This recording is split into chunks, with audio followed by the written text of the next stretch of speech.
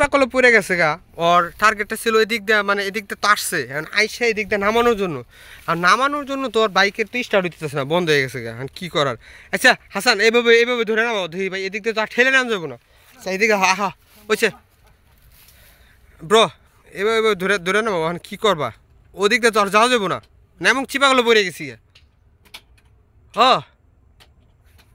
Hello হচ্ছে দেখ, এখন আর কী করার? ওদিক দিয়ে তো নেমে গেছি, তবে দুজনে ধরে আস্তে আস্তে। আমি বাবা রে, আমি আগে নাইমে নি খারাপ।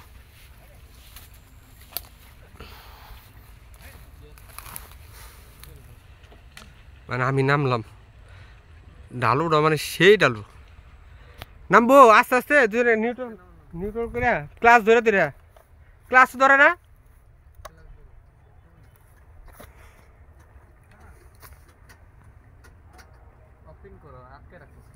ওই না, একবার আটকে গেছে গা।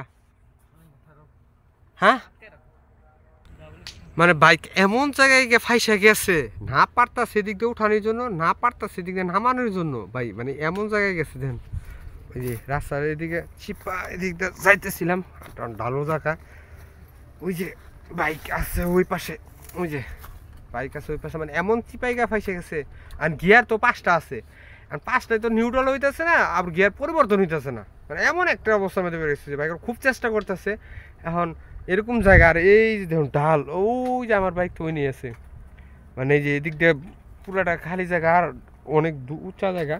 এখন চেষ্টা করতেছি দেখি কি করা যায়। এখন আর তো কি নিউট্রাল কি হয় না? নিউট্রাল হয় না? না, বিপদের মধ্যে বিপদ।